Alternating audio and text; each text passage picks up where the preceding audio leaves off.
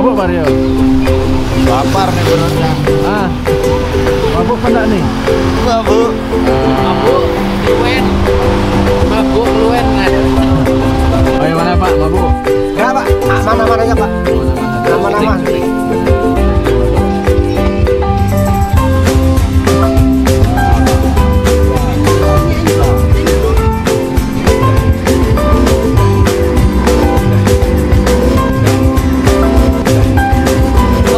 Buang di kali.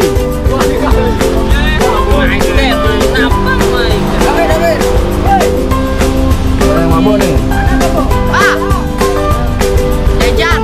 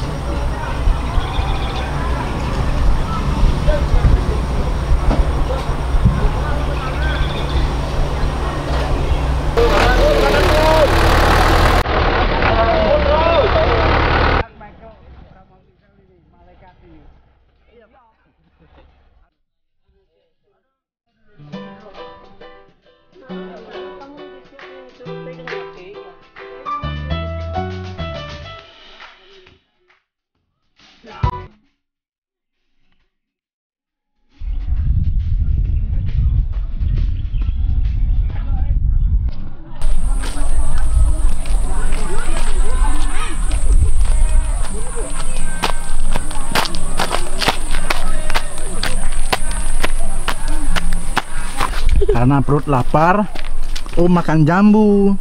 Iyalah, betul. Mantap tuh. Makan jambu Bu. Makan jambu nih. Jambu.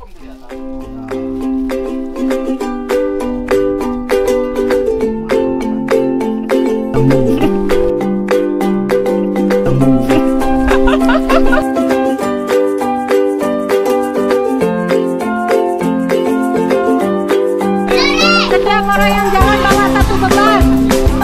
Ayo. Jangan beban.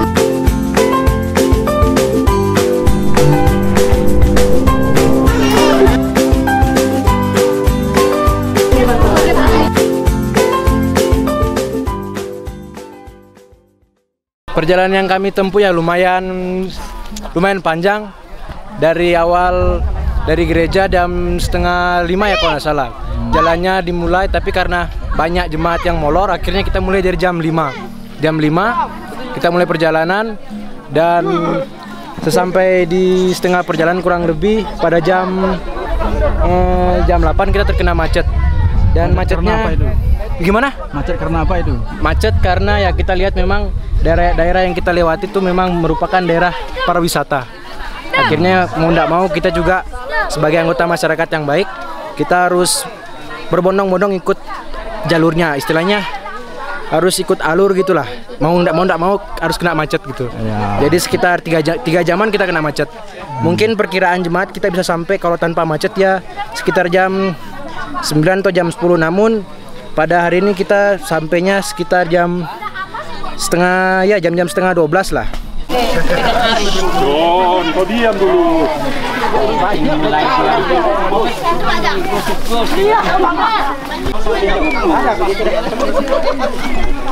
Dewi Irok negara. Terbang tinggi di tengah badai hidup, ku tak menyerah. Dan tidak kau yang ku sembah, Yesusku, Rajaku.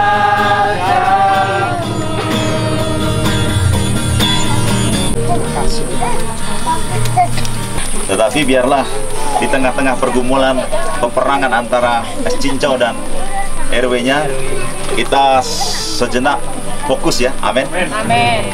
Supaya betul-betul hari ini kita diberkati oleh firman Tuhan.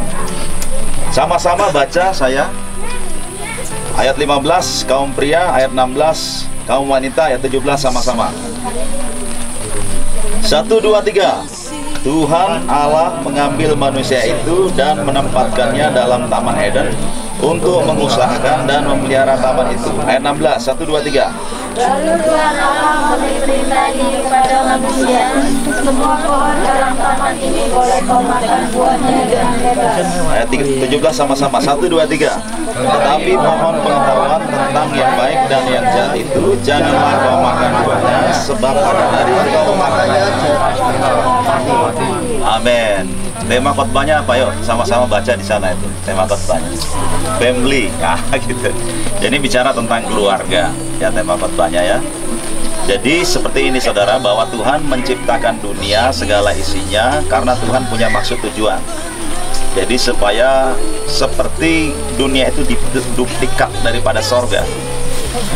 Dan Tuhan menciptakan semuanya di situ supaya nyata kerajaan di sorga, nyata juga kerajaan di muka bumi. Cuma untuk mewujudkannya itu maka Dia menciptakan juga keluarga, amin. Jadi kalau ditanya apa tujuan saya berkeluarga, tujuan saya berkeluarga adalah melakukan kehendak Tuhan, amin. Di muka bumi ini, bukan mengisi kesepian, bukan itu, ya. Tetapi sungguh-sungguh waktu kita berkeluarga, kita harus mengerti bahwa Tuhan menciptakan keluarga ini supaya apa yang menjadi kehendak Tuhan itu yang kami lakukan juga. Nah, keluarga itu adalah alat Tuhan, amin. Obed baru menikah, amin. Itu harus lurus betul-betul. Keluarga saya ini sebagai alat Tuhan untuk mendatangkan kerajaan Allah di muka bumi. Nah, perhatikan ya, setiap segala sesuatu yang prinsipnya membangun harus ada namanya fondasi. Prinsipnya dia mengembangkan harus ada fondasi. Prinsipnya harus untuk mengerjakan pasti ada juga hal-hal mendasar, saudara. Maka Tuhan menciptakan seorang pria itu ya. Nah, pria itulah fondasi dalam keluarga, amin. Sama-sama bilang pria. Fondasi dalam keluarga. Ibaratnya rumah, fondasinya itu prianya itu, yang di bawah itu, paling bawah itu. Makanya model apa keluarganya ya lihat prianya. Amin. Ya seperti itulah keluarganya.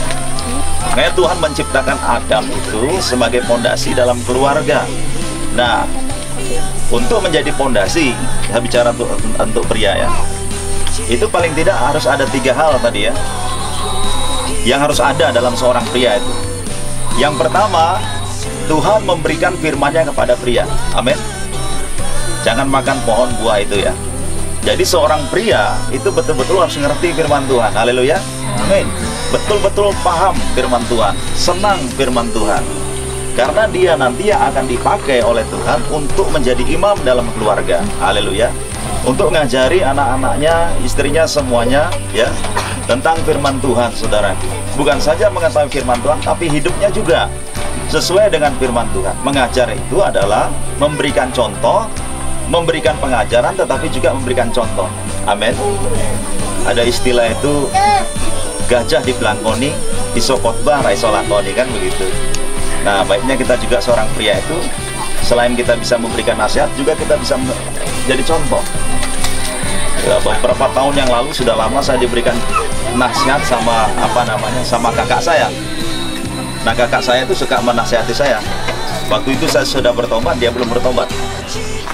Lalu dia panggil saya, Henry, kamu di sini duduk, saya nasihatin kamu. Wah, saya dengarkan nasihatnya. Lalu kakak saya bilang begini, Henry, ya kak, saya nasihatin kamu ya, kamu itu harus rajin-rajin pergi ke gereja. Kenapa saya nasihatin kamu seperti itu? Karena saya tidak rajin ke gereja. Nah, ini kan aneh. Saya sampai sekarang masih ingat itu nasihat apa itu. Saya nasihatin kamu rajin ke gereja. Kenapa? Karena saya tidak rajin ke gereja. Ada bapak lagi yang manggil, sini. Karena ketangkep anaknya ngerokok kan. Tangkep. Duduk, lalu dimarah-marahin. Bapak sudah bilang ya, merokok itu tidak baik sambil merokok. Saya sudah bilang, Bapak sudah katakan merokok itu tidak baik, itu merusak kesehatan. Ya itu agak susah itu ngajar firman Tuhan begitu, saudara. Jadi apa yang kita ajarkan itu juga kita berupaya, dan seorang bapak itu harus mengajarkan. baik dalam tingkah lakunya atau juga makanya dia sungguh-sungguh bisa mengerti firman Tuhan. Dia dipakai sebagai imam. Haleluya. Haleluya. Haleluya. Nah, yang kedua, sebagai pondasi, dia juga harus senang hadirat Tuhan. Karena Adam itu ditempatkan di Taman Eden. Amin.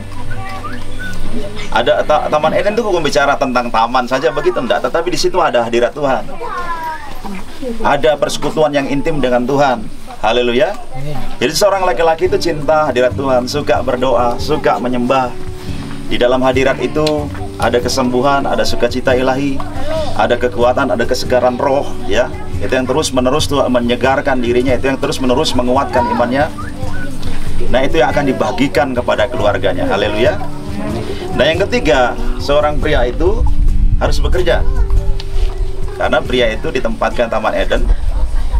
Lalu Tuhan berfirman, baiklah kamu mengusahakan. Nah, jadi ada pekerjaan dari awal. Saya belajar prinsip pekerjaan, saudara. Yang pertama, memang kita harus berani untuk lebih maju. Amin. Bukan berarti nekat-nekatan, tidak. Tapi seorang pria itu harus banyak belajar tentang usahanya.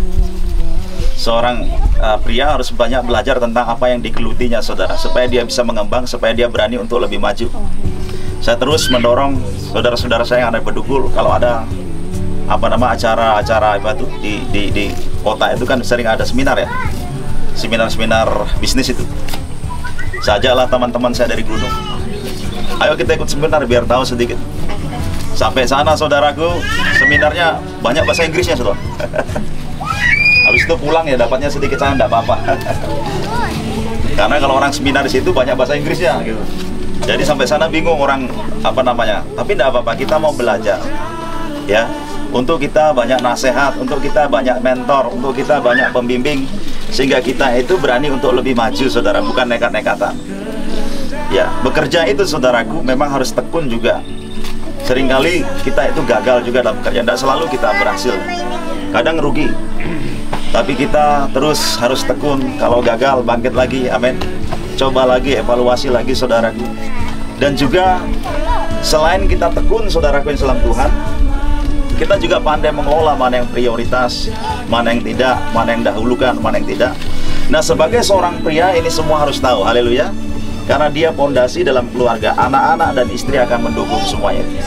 Nah, keluarga yang bisa dipakai Tuhan harus mengerti tiga hal ini. Satu, cinta Tuhan, cinta firman-Nya, amin. Dua, dia cinta hadiratnya. Tiga, dia bekerja. Nah, keluarga yang seperti ini bisa diberkati dan bisa jadi berkat. Haleluya. Keluarga yang seperti ini bisa dipakai oleh Tuhan untuk menjadi saksi. Keluarga yang seperti ini nanti bisa dipakai Tuhan untuk banyak menjangkau orang lain. Ya. Keluarga yang seperti ini nanti bisa dipakai oleh Tuhan untuk banyak hal, saudara. Dan kerajaan Allah itu terwujud di muka bumi. Haleluya. Nah, bapak-bapak, ibu-ibu, ajarkan ini kepada anak-anak. Seperti itulah keluarga. Amin. Keluarga itu dipakai oleh Tuhan untuk menyatakan kerajaan Allah di muka bumi ini. Haleluya. Jadi kita di saat ini biarlah menjadi bekal bagi kita pulang. Oh, nanti arah keluarga saya ke sini, ya, saya harus begini lain sebagainya. Tentu banyak kekurangan dalam keluarga, tentu banyak kekurangan dalam seorang bapak, tapi seorang istri mendukung suami. Tentu kita juga laki-laki banyak hal yang kita tidak lakukan dalam kebenaran firman Tuhan, amin. Tapi saya mengajak kita semua, saudara, kalau kita mau dipakai oleh Tuhan, mari kita pakai waktu yang singkat, yang sementara di muka bumi ini untuk betul-betul fokus pada apa yang Tuhan perintahkan pada kita. Sehingga apa yang Tuhan inginkan terjadi di muka bumi ini, ya, itu akan tergenapi dalam keluarga kita. Ya, terima kasih untuk Pak Hendri yang telah menyediakan tempatnya juga luar biasa. Nanti ada waktu 2 jam untuk kita bermain-main. Jam 3 tepat kita akan kembali ke negara. Jam 3 tepat kita masuk mobil, kita akan kembali ke negara. Tolong pemimpin regunya diawasi anak buahnya. Ada 3 permainan, tarik tambang, bakia, dan egrang. Ya. Yang mau main silahkan, yang mau santai-santai silahkan. Yang mau makan silakan. Bebas, tidak ada paksaan. Katakan amin. Amin. Ya, silakan. Cepat.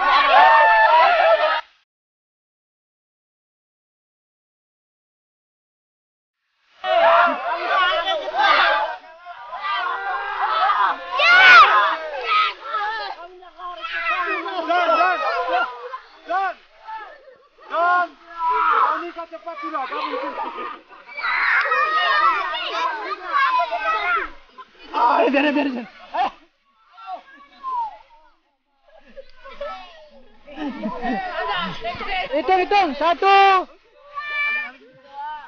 Biarin nih. Orang sudah diikat. Satu.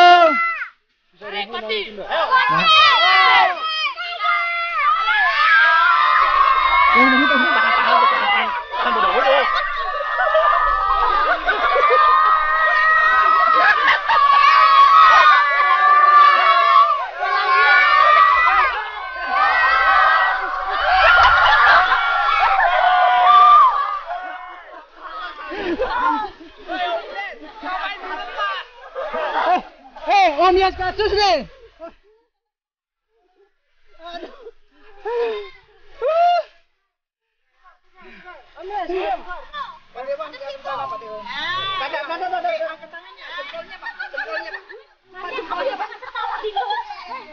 Ini kencerotin.